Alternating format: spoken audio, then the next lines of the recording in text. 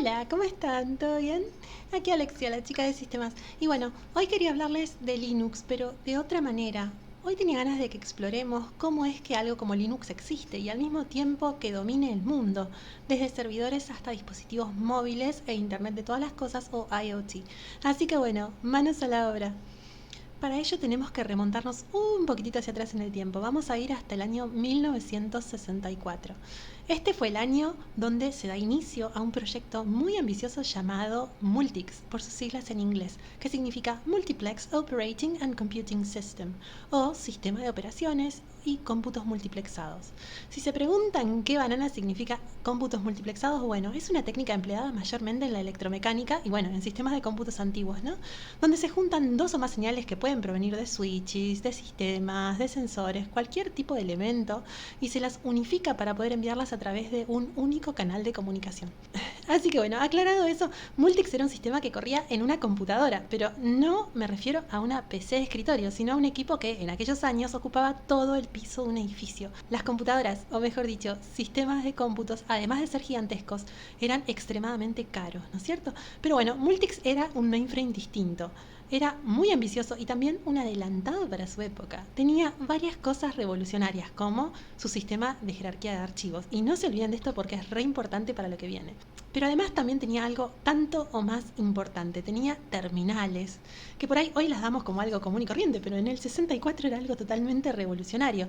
Para no tener que ir a la computadora, es decir, al edificio donde estaba la computadora, habían instalado terminales remotas que parecían ya casi como una PC y un usuario podía operar con el mainframe desde otro lugar. De hecho, Multics te permitía que varios usuarios puedan operar con la computadora al mismo tiempo, algo totalmente impensado para la época. Así que bueno, habiendo repasado un poquito lo que es Multics, vamos a volver a viajar en el tiempo, pero esta vez hacia 1969. Quiero detenerme en el 69, en el verano del 69, mejor dicho, verano para el hemisferio norte, nuestro invierno, porque es una fecha importantísima por varios motivos. Por un lado, Estados Unidos se estaba preparando para hacer historia. Estaban a punto de lanzar a los primeros seres humanos al espacio para poder aterrizar sobre la superficie lunar a bordo del Saturno V en la famosa misión Apolo 11, ¿no? Pero por otro lado, en este mismo verano, Ken Thompson, un ingeniero de la empresa de telecomunicaciones Bell Labs, estaba en su casa rumiando una idea muy interesante luego de haber participado en el proyecto Multics, el cual lo había inspirado mucho. Bueno, cuestión, su esposa y su hijo se fueron de vacaciones durante un mes y Ken se quedó solito en su casa y aprovechó la calma no para mirar el cohete a la luna, sino para nerdearla mal con su PDP-7 sin distracciones. Adivinen qué fue lo que hizo Ken durante todo ese mes que estuvo solo. Bueno, hizo un sistema operativo, nada más y nada menos. Pero su approach, en vez de ser multiplexado, sería uniplexado. Y adivinen cómo lo llama. Lo llama Uniplexed Operating and Computing System o Unix. Bueno, luego ni siquiera él mismo recuerda cómo fue que pasó de llamarse Unix a Unix. Pero la cosa es que él sí recuerda que fue entre el 69 y el 73, justo el periodo en el que Dennis Ritchie, uno de los creadores del lenguaje de programación C, nada más y nada menos, se une al proyecto. O sea, junto con Dennis fue que Unix pasa de llamarse Unix a Unix. En fin, para ese entonces, Unix, que había sido escrito en Assembly, comenzó a reescribirse íntegramente en el lenguaje de programación C, y ya casi no tenía código dependiente de la PDP-7, por lo cual, para el 74 se volvió portable, es decir, capaz de ser instalado en diferentes computadoras. ¿Y recuerdan lo que les mencioné sobre la jerarquía de archivos, que va a ser muy importante? Bueno, cuestión, Multics tenía una jerarquía muy particular que a Ken le gustó muchísimo, y decidió implementarla en Unix, pero los separadores, en Multics, eran los símbolos que en Unix y también en Linux se utilizan para el estándar output y el estándar input. Así que él decide utilizar la barrita, la que viene en pantalla. Y es así como hoy los sistemas en Unix y los sistemas POSIX compliant o como Unix utilizan la barrita, sea una Mac, sea un Linux, etcétera, etcétera, etcétera.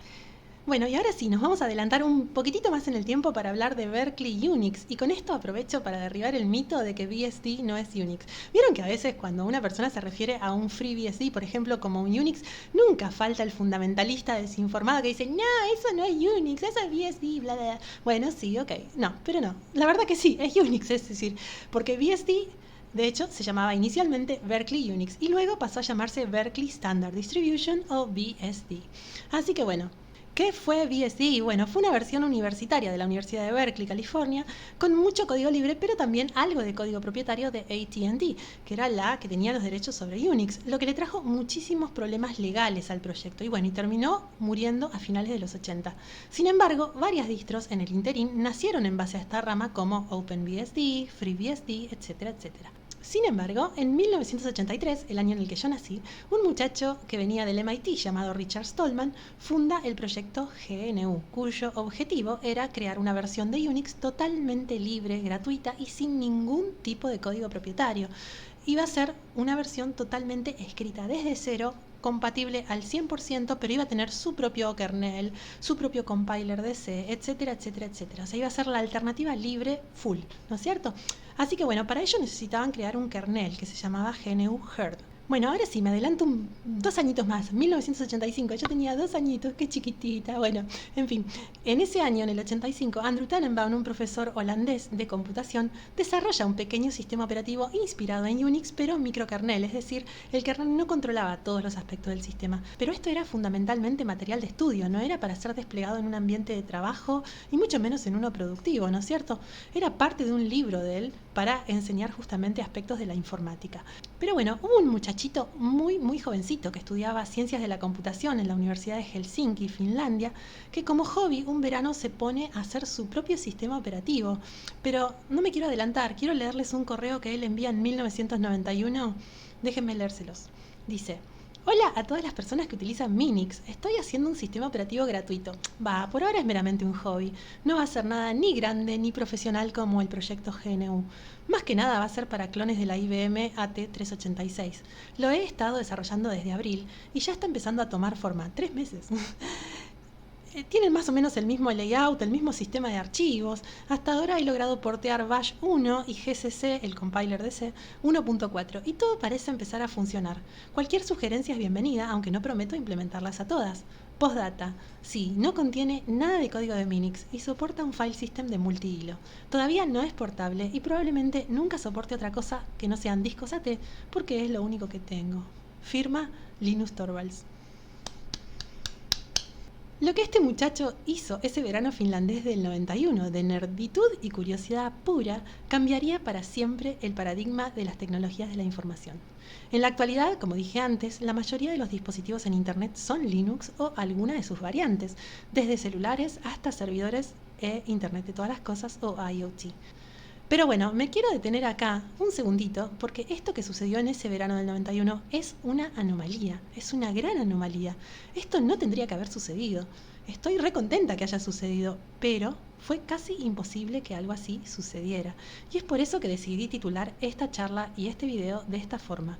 Lo natural hubiese sido que Unix dominara el mundo y que dominara el mundo actual, que no existiera tal cosa como GNU Linux y que todo fuera GNU Herd.